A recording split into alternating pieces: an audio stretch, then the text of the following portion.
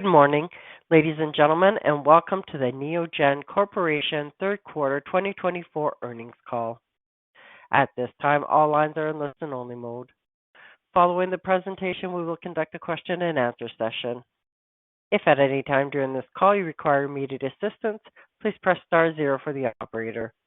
This call is being recorded on Tuesday, April 9, 2024. I would now like to turn the conference over to Bill Waelke. Please go ahead. Thank you for joining us this morning for the discussion of the third quarter of our 2024 fiscal year.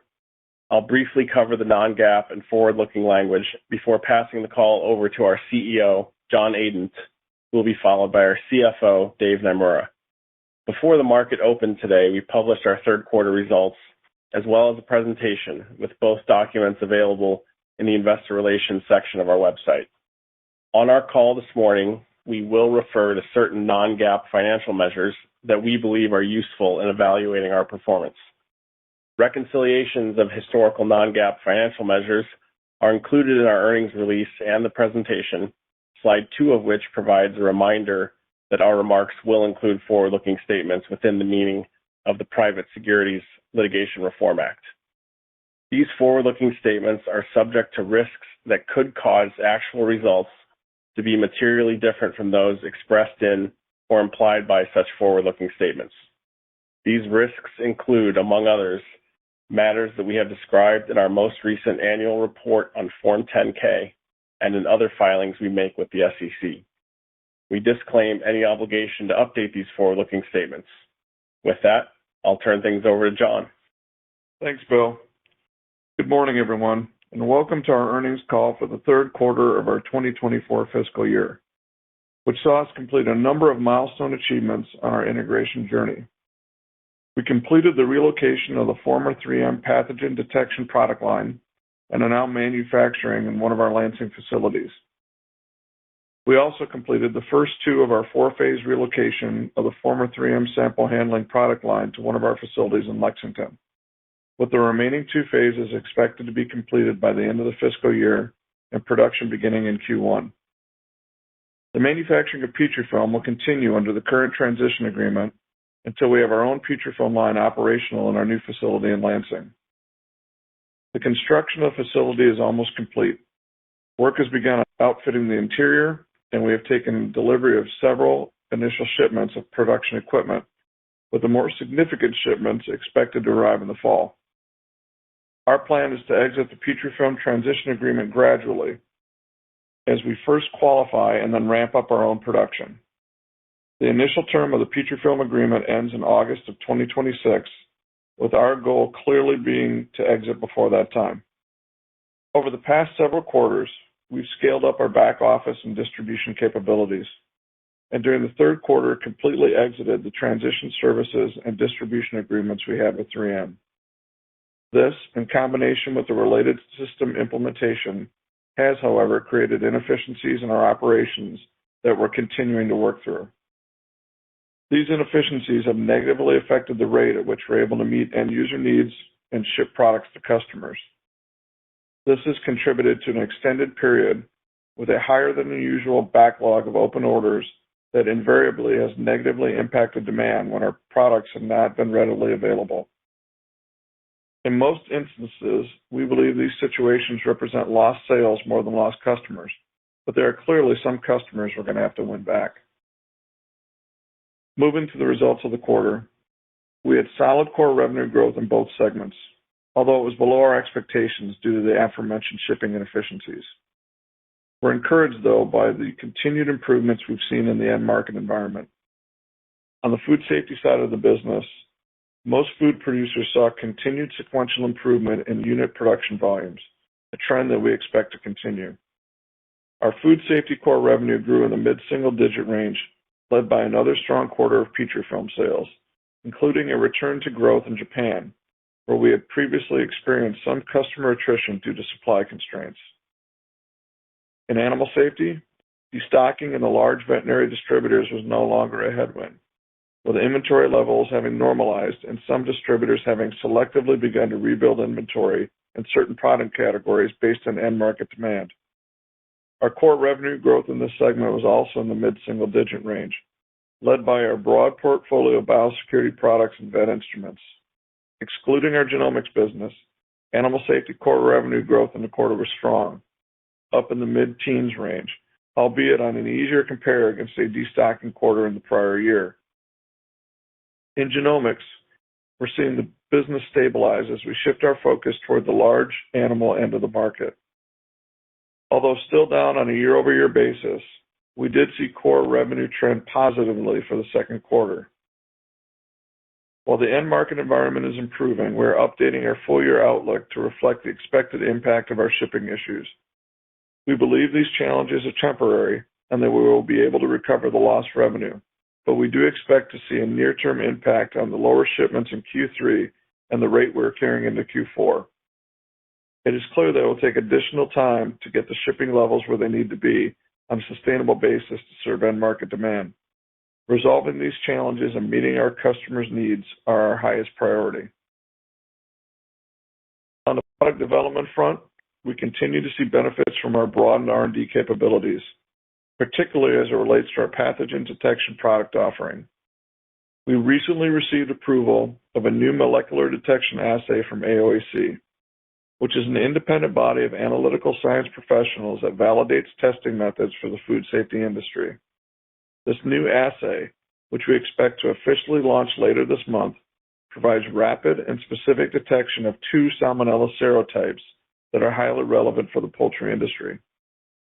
We believe this assay utilizes a simpler protocol and is more user-friendly than competitive options, and it allows users of the Neogen molecular detection system platform to seamlessly run these additional serotype tests. Pathogen detection is a significant area we are focused on to drive growth, leveraging the complementary product technologies and technical capabilities of our combined organization. We also continue to drive innovation in our food quality and nutritional analysis business.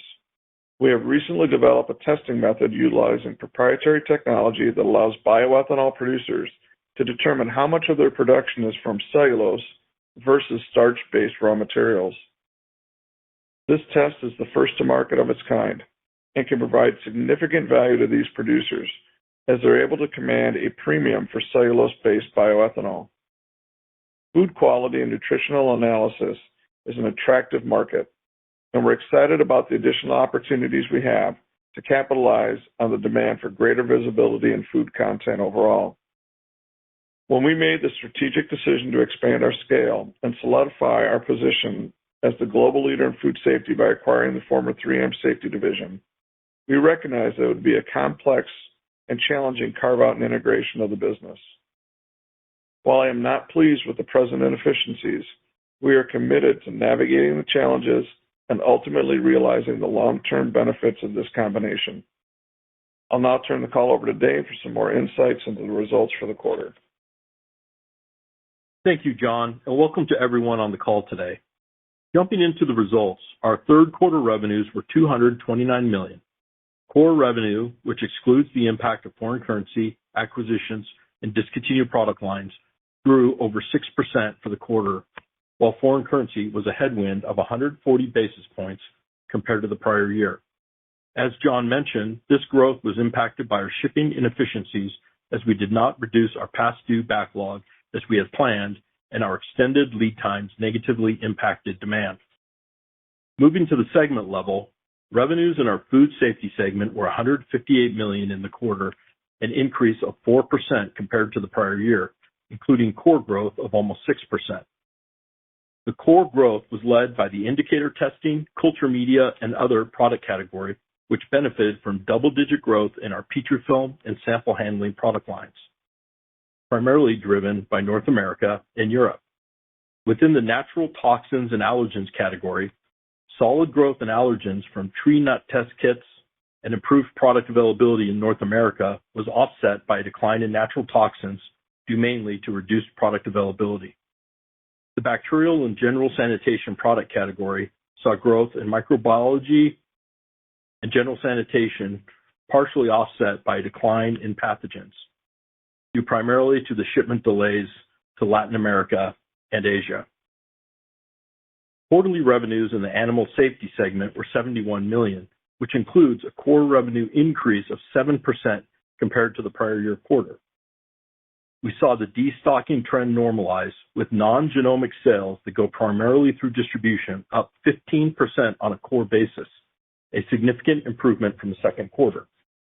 We saw core growth in all major product categories, led by our biosecurity portfolio, a result of new business wins and increased demand related to the ongoing avian flu outbreak. Our vet instruments and disposables products also experienced strong growth, due mainly to higher sales of detectable needles and syringes. Finally, in the animal care and other category, similarly strong growth was led primarily by higher sales of vitamin injectables and biologics. Worldwide genomics revenue was down mid-single digits on a core basis, which marked a slight improvement from the second quarter. The decline continued to be driven by small production animals, reflecting the strategic shift away from this end of the market. The effects of this strategic shift in focus offset growth in Europe and in dairy genomics in China. From a geographical perspective, core revenue growth was mixed. Growth was led by North America, which grew high single digits from strong growth across most key product categories, including Petrifilm, pathogens, sample handling, hygiene monitoring, biosecurity, and vet instruments. Our business in Europe grew mid-single digits on a core basis, with strength in Petrifilm, pathogens, and sample handling, as well as genomics. Asia-Pacific core revenue was roughly flat on a year-over-year basis, with strong growth in allergens, biosecurity products, and genomics, offset by declines in pathogens and sample handling. Notably, we saw a return to growth in China and Japan, including Petrifilm, which had been challenged by some lost customers due to product availability issues. In Latin America, core growth was also roughly flat after strong growth in the second quarter. Higher sales of allergen test kits, biosecurity products, vet instruments, and genomic services were offset by lower sales of culture media, pathogens, and sample handling products, due in part to shipping constraints impacting our export levels. Gross margin in the third quarter was 51.1%, representing an increase of 160 basis points from 49.5% in the same quarter a year ago, with the margin expansion driven primarily by the recovery in sales of the former 3M products, particularly Petrifilm, compared to the prior year Q3. Adjusted EBITDA was $53 million in the quarter, with an adjusted EBITDA margin of 23%, representing a year-over-year decline of 50 basis points. The margin decline resulted from growth in operating expenses more than offsetting the gross margin improvement. During the last 12 months, we have added costs to extract ourselves from the transition service agreements and also experienced certain inefficiencies, mostly in logistics, as we work through the integration of distribution activities. Finally, we have added additional investment that contemplated the business being at a higher operating level, and we are planning to address those costs and others during Q4. Adjusted net income and adjusted earnings per share were essentially flat to the prior year quarter at $26 million and 12 cents, respectively. The higher adjusted EBITDA in the current year Q3 fell through to adjusted net income at a lower rate, primarily due to higher depreciation expense related to our ERP implementation.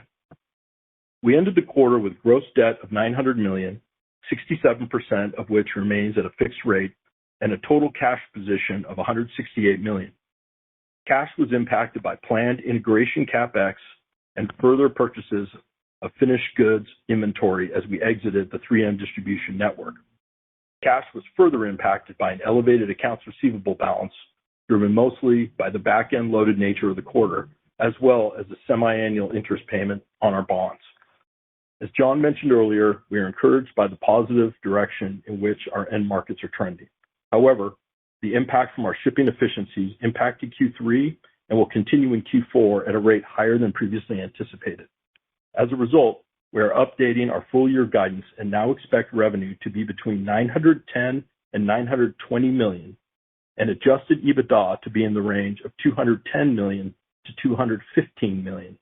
We continue to expect full-year capital expenditures of approximately $130 million, including integration-related capital expenditures of approximately $100 million, the majority of which we do not expect to repeat next year.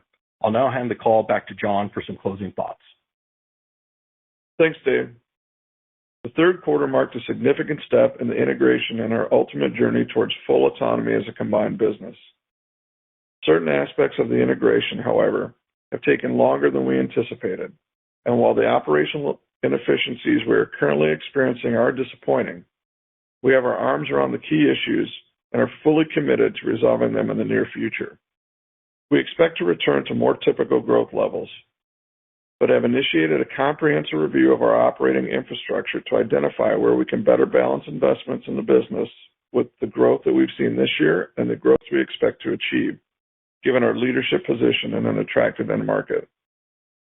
The integration process we've made has also come with substantial investment in working capital and CapEx this year, which we expect will reduce significantly in 2025.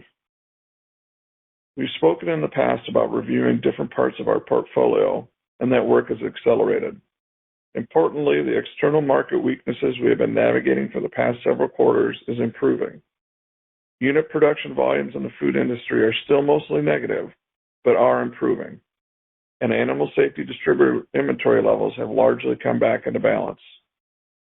It is our job now to address the internal challenges from the integration to capitalize on the improving end market environment and also bring back customers who may have gone elsewhere during inconsistencies of supply, and we will. Our team members around the world have worked tirelessly and continue to do so, not only on integration, but also on positioning the company to capitalize on its multiple long-term growth opportunities. I want to thank them again for their efforts and dedication. Now I'll turn things over to the operator to begin the Q&A.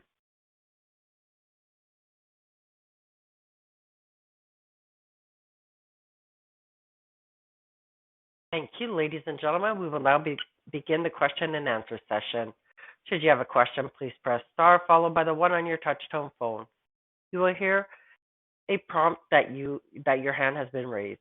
Should you wish to decline from the polling process, please press star followed by the 2. If you are using a speakerphone, please lift the handset before pressing any keys. Your first question comes from David Westenberg with Piper Sandler. Please go ahead. Hey, yeah, thank you for taking the question and good morning. Can you talk about some of the working capital and inventory? Of course, you had the inability to fulfill, but just as we're projecting kind of the working capital cash flow, I think you said fulfillment won't completely get done in Q4, but can you just kind of talk about how that inventory is going to kind of like trend into Q4 and then, into the first half? And I get that there's a lot of moving parts and you're not exactly giving, guidance on free cash flow and kind of what that's kind of moving, but just to help us understand conceptually what's going on as we model forward. Yeah, thanks, David. If we look at the quarter itself, this was the second quarter in a row where we brought 3M finished goods inventory into our distribution channel. So we've brought in between Q2, mostly in Q2 and Q3, about $48 million of inventory, which should be the size of the transfer here.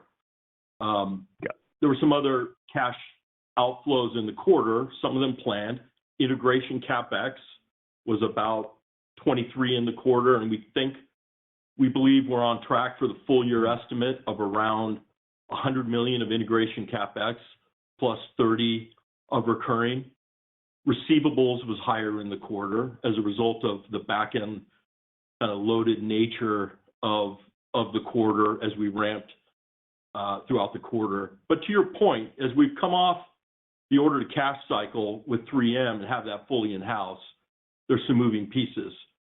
At the beginning of the year, we talked about full year free cash outlook for the year at about flat, albeit a bit of an aspirational number given the desire to improve working capital on the legacy side of the business. Improving working capital, we're seeing some of that, but we are hampered in inventory on the legacy side of the business. But more, so I would say all other things being equal, we would not be flat. We would be off, maybe 25 to 30 full year. But two additional headwinds to that principally are higher 3M inventory. We had thought 40, it's coming in now, call it 50, 48. And then, of course, lower EBITDA for the year. And we think that all results in a free cash, negative free cash full year of around 75, with agreeing with your caveat that there are a lot of moving pieces as we work through the integration and the impacts on inventory of the inefficiencies in the plant. Kind of the last part of your question, looking forward, not ready to go there. We think significant, though, step down in integration CapEx. So we see an improvement year over year from that, as well as, the impact of better efficiencies and better linearity in the quarter, all towards going to what you've heard me say before, is I believe once we get through integration, 100% free cash conversion basis here. Got it. No, that's a lot of great detail, Dave. Sorry, John, I cut you off, didn't I? No, go ahead. Don. Okay.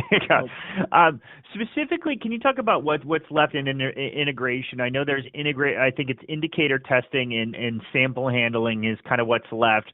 Again, I got to give us some of the dates here, further details on dates. And can you just remind us what's going through the facility? I mean, what you're kind of in-housing to Lansing, just to kind of give us an indication of what key product categories might have to deal with some of the integration left. And just to confirm, and sorry, squeezing in one more, and I promise this last one, is every facility now on SAP and all the ERP stuff is now behind you? Sorry, I know that's a lot. Thank you. Yep. No, thanks, David. So regarding the integration, we've done 2 phases of the 4-phase step for sample handling. So we expect sample handling to be completed. Majority will be done in the fourth quarter and be done by Q1. So that's the one piece we have with the sample handling piece. Again, Petrifilm, the plant is pretty much done. We've started to bring in shipments already of equipment and setup. We expect the majority of those shipments of the main equipment to be coming in during 2-3 quarters. Again, the indicator goes through 2026, but our plan is to move off of that, as judiciously as we can. And again, it's not a hard cutover. Remember, we're doing the ramp up, ramp down, where we have indicator testing, Petrifilm being made in 2 plants today on the 3M side. And as we qualify ours and ramp up production, we'll start to draw off there. So we feel like supply from that we can handle that fairly well because it's not a hard cutoff like we did on some of the other ones. Pathogen testing is done. That's in our facility in Lansing. So, that's a big milestone. We're very excited about bringing that in-house and the growth we've had in those areas. Regarding SAP, the major facilities in the U.S. are already on SAP. We are not going to do a full rollout on some of the international locations. They're just too small.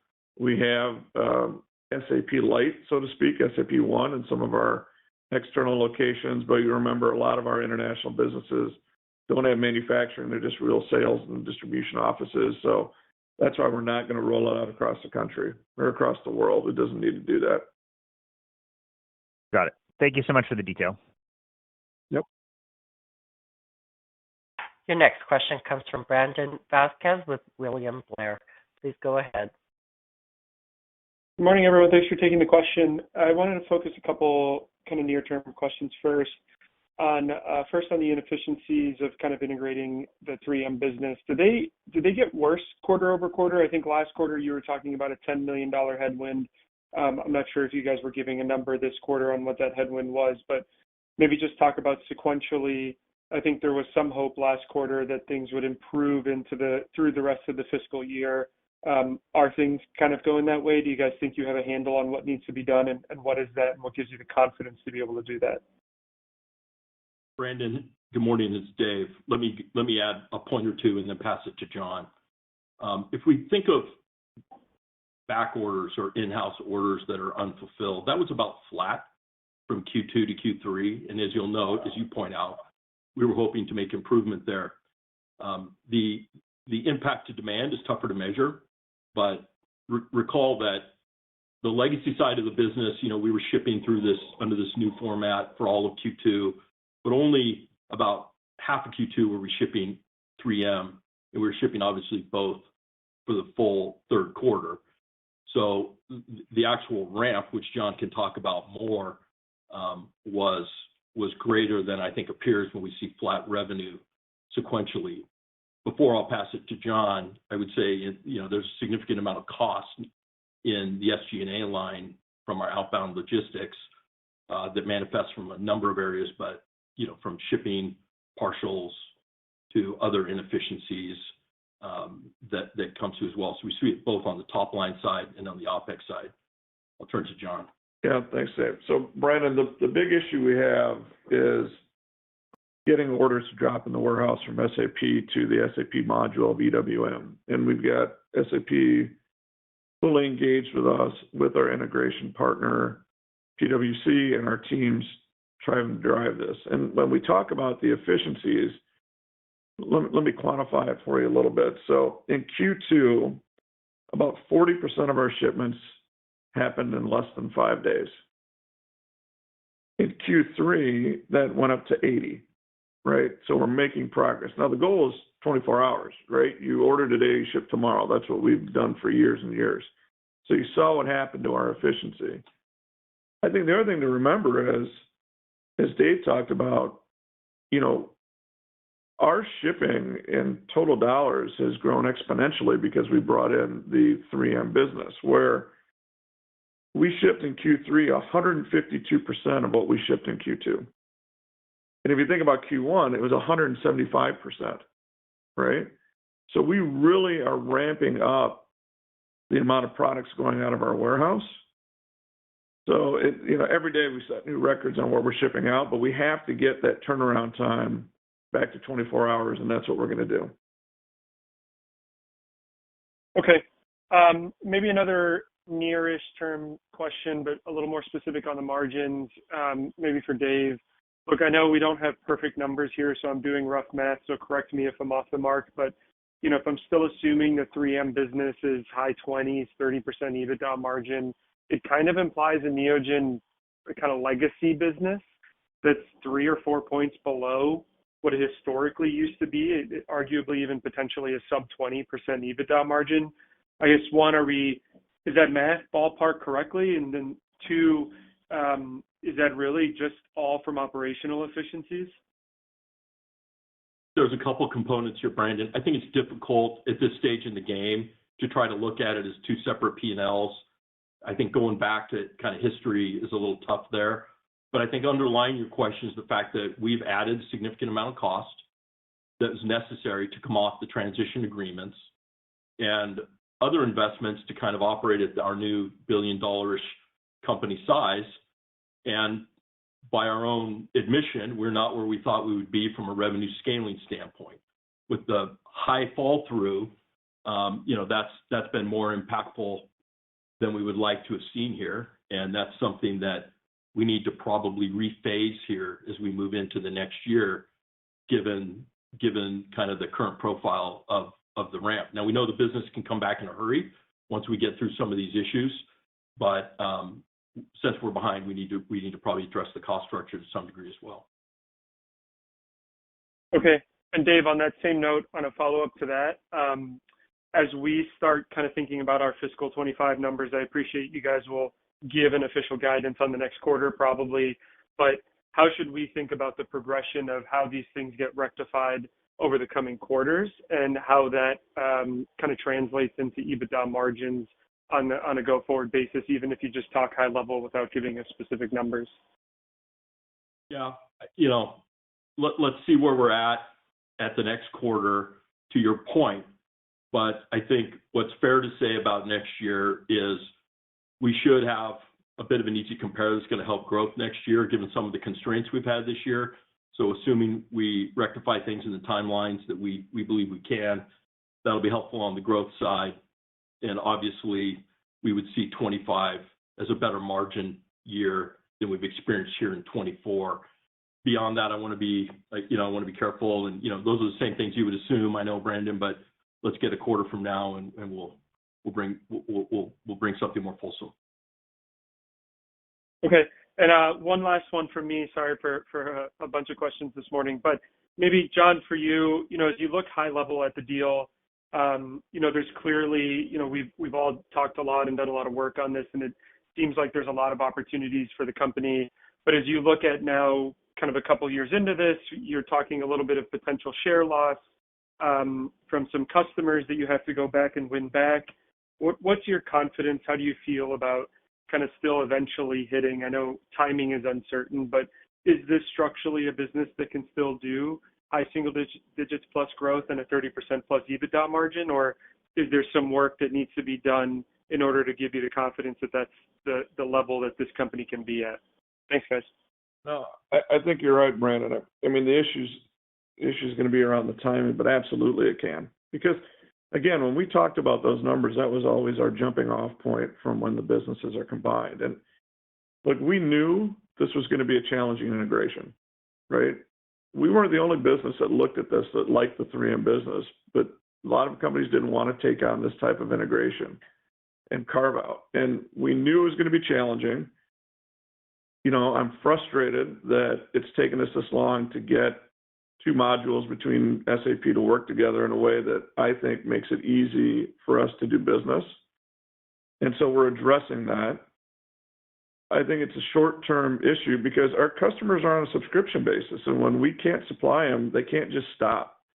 So it's allowed some competitors to get qualified and come in. Now we've seen that, when we have our product and our things in line, that these customers come back because we have the best solution. But, we've opened the door for some of the competitors to come in. Now, we've seen when we have supply, those customers come back. We've seen that with growth in other areas. We've seen that with, the bounce back in Petrifilm around the world where we, have supply and it comes back. So I feel very confident about that. But yeah, look, I'm frustrated and irritated, and you don't want to be sitting in my office because this is not generally how we efficiently run our operations. And while there's a lot of great things we've already done and we made a lot of progress, I'm not pleased with where we're at today. So we're going to double down, make sure that we're going to get our customers' needs met. And once we get back to that, I think you're going to see, really strong growth rates.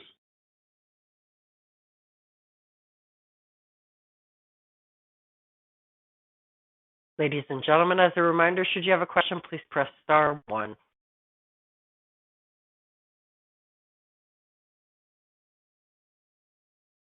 There are no further questions at this time. I will now turn the call over to the company. Well, thank you all for joining us today. We look forward to talking to you at the end of our fiscal year, and we'll talk to you soon. Thank you. Ladies and gentlemen, this concludes your conference call for today. We thank you for participating and ask that you please disconnect your lines.